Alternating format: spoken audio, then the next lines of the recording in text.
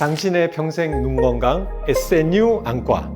인공 눈물을 하루에 10번, 20번씩 쏟아부어도 눈이 건조하고 뻑뻑한 분들 정말 많으시죠. 눈에 물이 부족한 것 같아서 계속 약을 넣어보지만 그때뿐이고, 돌아서면 눈 아래 모래알이 굴러다니는 것 같은 통증이 있기도 하실 겁니다. 많은 분들이 이런 증상을 건조증이 아니라고 여기는 경우도 있는데요. 이러한 모래알이 굴러다니는 느낌, 눈물이 나는 증상, 찌르는 듯한 통증들 모두 안구 건조증에 의한 증상입니다. 이런 다양한 증상은 여러 유형의 건조증으로 인해 생길 수 있습니다. 우리가 평소에 눈을 깜빡일 때마다 각막 위에는 아주 얇은 눈물막이 코팅됩니다. 이 눈물막은 수분으로만 이루어진 게 아니라 안쪽부터 점액층, 수성층, 지질층이라는 3개의 층으로 구성되어 있습니다. 안구 건조증은 이 3가지 층의 균형이 깨져 생기는 경우들로 크게 3가지로 분류할 수 있습니다. 첫 번째는 눈물의 분비량이 감소해서 생기는 수분 결핍형으로 호르몬의 변화나 노화로 인해 눈물의 분비량이 감소하여 생깁니다.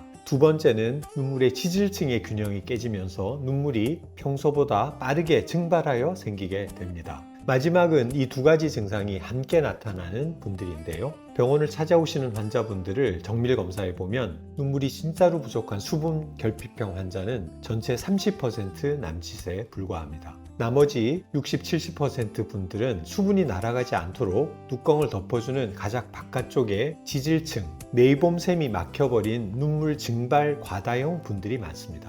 요즘처럼 핸드폰이나 모니터를 장시간 보는 분들이나 콘택트 렌즈를 장시간 끼는 분들은 이 지질층이 더 빠르게 파괴됩니다. 이런 안구 건조증이 생겼을 때 관리를 해주지 않는다면 어떤 일이 생길까요? 눈물막이 더 이상 우리의 눈을 보호하는 역할을 하지 못하기 때문에 염증이 생길 수 있고, 일상생활 시 빛번짐이나 눈부심이 심해질 수 있습니다. 이러한 증상을 시력이 떨어졌다고 느끼는 경우가 많은데, 단순한 시력 저하라기보다는 건조증으로 인한 일시적인 증상이라고 할 수 있습니다. 이러한 증상을 방치하면 건조증이 더욱 악화되고 삶의 질마저 떨어질 수 있습니다.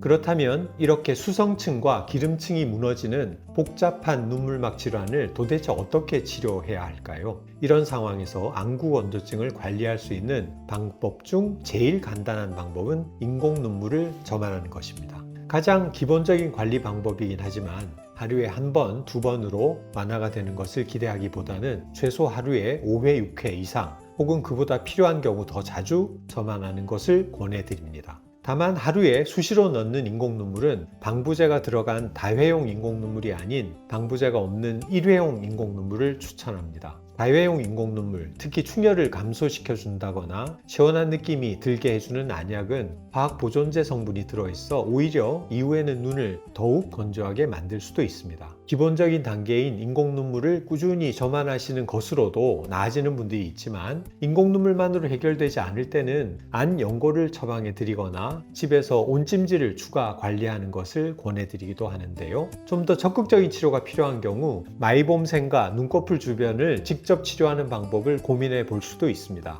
그중 하나가 IPL 광선 치료입니다. 피부과에서 얼굴 홍조를 치료할 때 쓰던 장비인데요. 건성한 환자들의 눈꺼풀 테두리를 현미경으로 확대해 보면 마이봄샘의 경로가 보이게 됩니다. IPL 광선을 눈꺼풀 위에 조사하면 마이봄샘으로 열이 전달되고, 이 열이 마이봄샘에 굳어 갇혀있던 기름을 효과적으로 녹여주는 역할을 합니다. 마이봄샘에 굳어진 기름으로 인해 지질층의 균형이 깨진 분들의 경우에는 IPL 광선 치료가 도움이 됩니다. 다만 치료 횟수는 1회로 끝나는 것이 아니라 대개 3회 이상 꾸준히 반복적으로 치료하는 것을 추천합니다. 두 번째는 누점 폐쇄술이라는 치료입니다. 눈물이 빠져나가는 통로를 실리콘 혹은 콜라겐 재질로 만들어진 작은 도구로 막는 방법인데요. 눈물이 금방 빠져나가서 오래 머물지 못해 건조증이 심해지는 경우 눈물이 오래 눈에 머물도록 할 수 있는 방법입니다. 이러한 방법들을 통해 건조증으로 인한 증상들을 완화시킬 수 있는데요. 단발성으로 끝나는 것이 아닌 꾸준한 관리가 필요합니다. 마지막으로 한 가지 더 당부드리고 싶은 것이 있습니다. 바로 백내장 수술이나 시력 교정술을 앞두고 계신 분들입니다. 안구 건조증이 심한 경우에는 시력 교정술의 결과에도 영향을 미칠 수 있습니다. 수술 전 검사를 하실 때 건조증이 있는지 어느 정도 확인을 할 수 있는데요. 건조증이 심하신 분들의 경우 수술 후 일시적으로 건조증이 더 심해질 수가 있습니다. 수술 후 회복 속도가 느려질 수 있고 시력의 질이 떨어져 보일 수가 있습니다. 그렇기 때문에 시력 교정 수술이나 백내장 수술을 고려하고 계시다면 조기 진단을 통해 건조증 관리를 하는 것이 더욱 나은 시력 교정 결과를 기대할 수 있습니다. 수술 전부터 눈물막의 염증을 잡고 메이봄샘을 복원하는 선행치료는 일시적인 건조증 완화 목적이 아니라 여러분의 좀 더 나은 수술 결과를 위해 투자하는 시간이라고 생각해 주시면 어떨까요? 이제 안구 건조증은 한두 번 인공 눈물만을 점안해서는 완치가 어려운 질환이라는 것을 알아주셨으면 합니다. 지속적인 관리가 중요한 질환이기 때문에 건조증으로 인한 일상생활에 불편함이 생기셨다면 앞서 말씀드린 방법으로 적극적인 치료와 함께 어느 정도 완화된 후에는 꾸준한 관리가 필요합니다.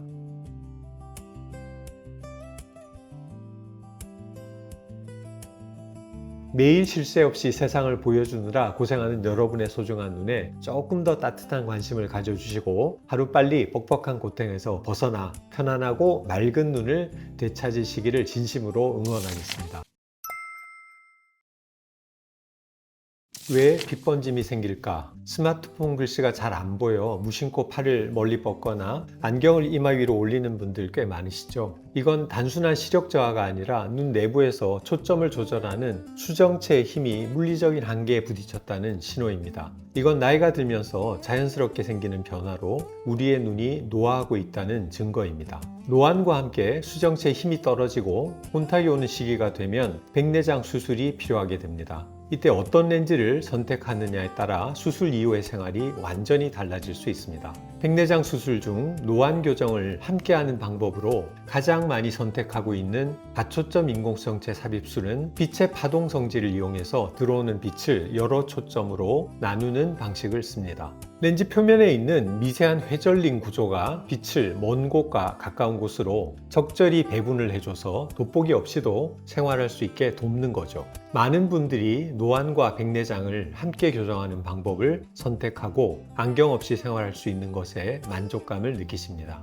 하지만 일부 환자분들은 수술 후에 빛번짐으로 인한 불편감을 느끼기도 합니다. 그렇다면 왜 다초점 인공수정체에서는 이런 현상이 나타날까요? 빛을 한 곳에 모으던 예전과 달리 에너지를 여러 초점으로 나누게 되면서 빛의 에너지는 자연스럽게 분산됩니다. 이로 인해서 특정 거리의 빛 에너지가 감소하면서 선명도가 차이가 생길 수 있고 약간의 빛번짐이나 잔상이 생길 수가 있습니다. 하나의 조명에 집중되어 있던 빛을 여러 개로 나누는 것과 비슷하다고 이해하시면 되겠습니다. 그렇기 때문에 각 거리의 선명도가 단초점보다는 조금씩 부족한 느낌이 생길 수 있습니다. 다초점 인공수정체 빛번짐은 수술 부작용이라기보다는 수술이 잘못돼서 생기는 증상이 아니라 여러 거리를 동시에 보기 위해 빛을 나눠 쓰는 렌즈의 구조적 특성으로 인해 생기는 것입니다. 문제는 이렇게 빛을 나누고 산란광이 생기다 보면 뇌로 전달되는 영상신호의 선명도가 달라진다는 점입니다.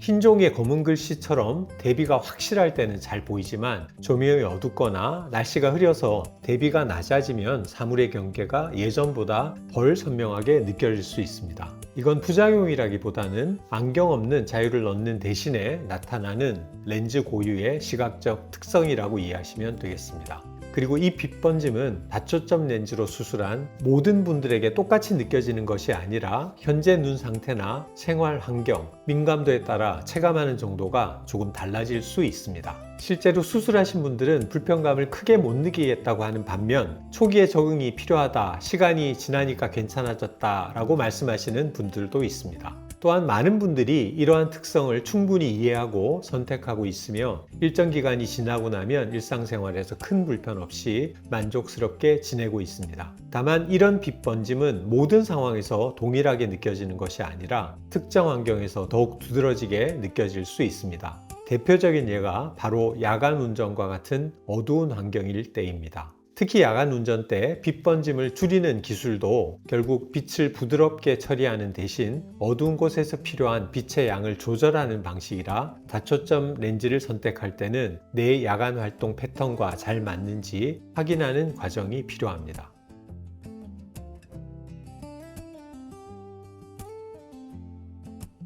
여기서 놓치면 안 되는 또 하나의 핵심은 눈으로 들어오는 정보를 해석하는 건 결국 뇌라는 사실입니다. 수술의 만족도는 눈의 변화를 뇌가 얼마나 편안하게 받아들이냐에 달려 있습니다. 다초점 렌즈는 선명한 이미지와 흐린 이미지를 동시에 보내는데 뇌는 그 중에서 필요한 정보만 쏙쏙 골라내야 하거든요. 적응 과정은 하루아침에 이루어지진 않습니다. 사람마다 짧게는 한 달 혹은 6개월까지 걸릴 수도 있습니다. 따라서 수술 후에 당장 완벽하게 보이지 않는다고 불안해하시기보다는 뇌가 새로운 보는 법을 배우고 있다는 사실을 이해하고 기다려주는 여유도 필요합니다. 사람마다 체력이 다르듯 뇌 정보 처리 능력도 다릅니다. 어떤 뇌는 부드러운 화질을 좋아하고 어떤 뇌는 아주 쨍한 걸 선호하죠. 그래서 수술 전에 시뮬레이션과 상담을 통해 내 뇌가 어떤 환경을 가장 편안해하는지 미리 파악하고 내 뇌 취향에 딱 맞는 렌즈를 찾는 과정이 반드시 선행되어야 합니다.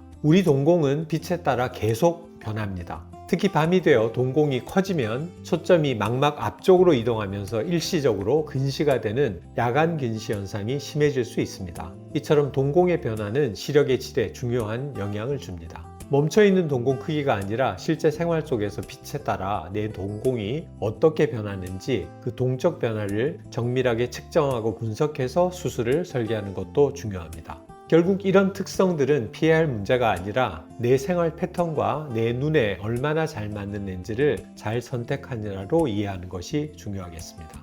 그럼에도 불구하고 다초점 렌즈를 많은 분들이 선택하시는 이유는 이러한 특성을 이해하더라도 안경 없이 다양한 거리를 볼 수 있다는 장점이 일상생활에서의 큰 편리함을 주기 때문입니다. 결국 객관적인 데이터만이 막연한 불안감을 없애고 합리적인 선택을 돕는 기준이 됩니다. 빛번짐이나 선명도의 저하는 수술 실패가 아니라 자연스러운 반응일 수 있거든요. 중요한 건 이런 반응을 미리 얼마나 정확하게 예측하고 대비하느냐입니다. 시력표 1.0을 읽는 걸 넘어 실제 생활에서 내가 얼마나 편안하게 느끼느냐가 진짜 목표니까요. 기술은 계속 발전하고 있고 다초점 인공성체를 이용한 노안백내장 수술은 수많은 분들에게 돋보기 없는 자유를 선물하고 있습니다. 다만 그 기술이 내 눈과 내 뇌에 딱 맞는 옷처럼 편안하려면 정밀한 분석이 필요합니다.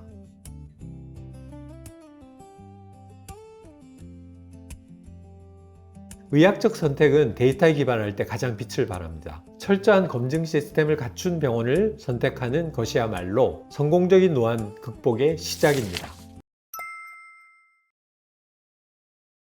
ICL 렌즈 삽입술 후에 가장 많이 듣는 질문이 뭔지 아세요? 원장님, 운동은 언제부터 해도 되나요? 엎드려 자면 큰일 나나요? 눈 비비면 렌즈가 돌아가나요? 같은 걱정 섞인 물음들입니다. 사실 수술을 결정하기까지도 정말 큰 용기가 필요하셨을 텐데 막상 수술이 끝나고 나니까 이제는 내 눈 속에 작은 렌즈가 잘못될까봐 일상생활 하나하나가 조심스러우실 겁니다. 이런 걱정들이 단순히 환자분들의 불안함에서 오는 것인지 아니면 의학적으로 정말 조심해야 하는 이유가 있는 것인지 그 해부학적인 비밀을 아주 자세히 풀어드리겠습니다. 가장 먼저 짚어볼 부분은 바로 수면 자세입니다. 많은 분들이 수술 후에 엎드려 자는 것을 절대 금기시하는데요. 보통은 눈이 베개에 눌릴까봐, 렌즈가 각막 내피나 수정체에 손상을 줄까봐 걱정하시지만 또 다른 이유가 있습니다. 우리가 엎드린 자세를 취하면 중력의 방향이 뒤에서 앞으로 역전됩니다. 이때 우리 눈 내부에서는 역동적인 변화가 일어나는데요.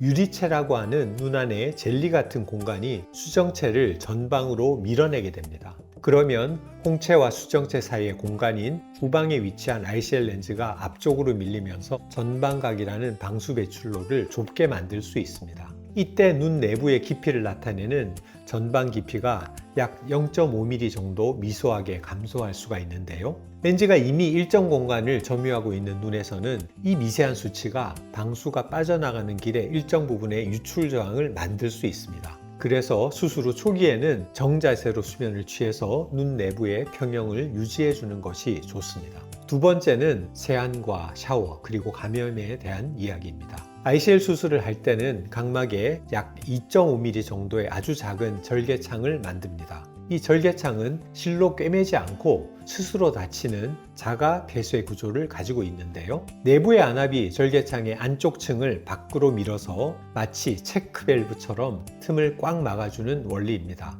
그런데 수술 직후에는 이 결합력이 생각보다 약합니다. 특히 세수할 때 안면에 가해지는 수압이나 눈을 깜빡일 때 발생하는 미세한 압력 변화는 절개창에 아주 미세한 틈을 만들 수 있습니다. 이때 안구의 탄성이 회복되면서 내부 부피가 일시적으로 팽창하게 되고, 이 과정에서 발생하는 진공 효과가 안구 표면에 오염된 물을 눈 안으로 빨아들이게 됩니다. 이게 바로 수술 후 안내염이 발생하는 핵심적인 경로가 될 수 있습니다. 그래서 조직이 스스로 유착되기 시작하는 48시간에서 72시간까지는 절개창이 아무는 시간이 필요하기 때문에 되도록 3일 후부터는 세안을 권장드리는 겁니다. 다음으로 운동을 좋아하시는 분들이 가장 궁금해하시는 고중량 웨이트 트레이닝입니다. 헬스장에서 무거운 무게를 들 때 입을 다물고 강하게 숨을 참는 동작을 하는 것이 호흡압을 올릴 뿐만 아니라 눈의 안압까지 오르게 수술 후 회복에 안 좋은 결과를 가져오지 않을까 우려하는 분들이 있습니다. 결론만 말씀드리면 걱정하지 않고 운동하셔도 됩니다. 고중량 웨이트 트레이닝은 일시적으로 압력이 올라가게 할 수는 있지만 이 정도의 압력으로 수술한 눈에 큰 영향을 줄 수는 없습니다.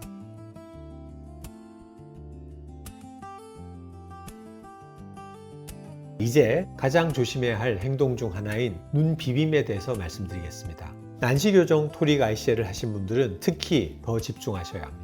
눈을 세게 반복적으로 비비면 수술을 하지 않은 눈에도 좋지 않은 영향을 미치며, 렌즈 삽입 수술을 하신 분들에게는 이런 지속적인 물리전 충격이 렌즈를 돌아가게 할 수도 있습니다. 특히 모양체 구조가 남들보다 얕거나 수정체 돌기가 작은 분들은 렌즈를 지지하는 힘이 약해서 더 쉽게 돌아갈 수 있는데요. 난시 렌즈는 렌즈의 축과 각막의 난시축이 정확히 일치해야 교정 효과가 발생하는데, 만약 렌즈가 10도만 돌아가도 난시 교정 효율의 약 34%가 상실될 수 있습니다. 눈을 세게 비비는 행위는 수술 초기뿐만 아니라 장기적으로도 좋지 않은 습관이기 때문에 주의하시는 것이 좋습니다. 다음으로 많이 궁금해하시는 수술 후 컬러 렌즈 착용에 관해서도 말씀드리겠습니다. 렌즈 삽입 수술 후 미용 렌즈를 착용하지 못할까봐 수술을 고민하신 분들이 의외로 많은 것으로 알고 있는데요. 렌즈 삽입 수술 후 약 2주 정도 뒤부터는 충분히 착용하실 수 있습니다. 다만 우리 각막은 혈관이 없어서 대기 중에 산소를 직접 흡수해 대사해야 하는데요. 컬러 렌즈의 경우 산소 투과율이 낮기 때문에 렌즈 삽입 수술을 하지 않은 건강한 눈이라도 장시간 눈에 산소의 공급이 부족해지는 것은 건강에 좋지 않기 때문에, 미용을 위한 컬러 렌즈는 되도록이면 짧은 시간 착용하되 인공 눈물은 자주 점안해 주시면서 건강한 눈을 관리하기 위해 힘써 주시면 되겠습니다. 마지막으로 수술 후 약 3일까지는 염증이나 감염으로부터 주의하시면 좋은 최소 기간입니다. 그렇기 때문에 이 기간은 특히 눈을 비비거나 오염된 물질이 눈에 닿는 걸 피하셔야 하며, 처방해드린 인공 눈물과 안약을 꾸준히 점안하는 것을 권해드립니다.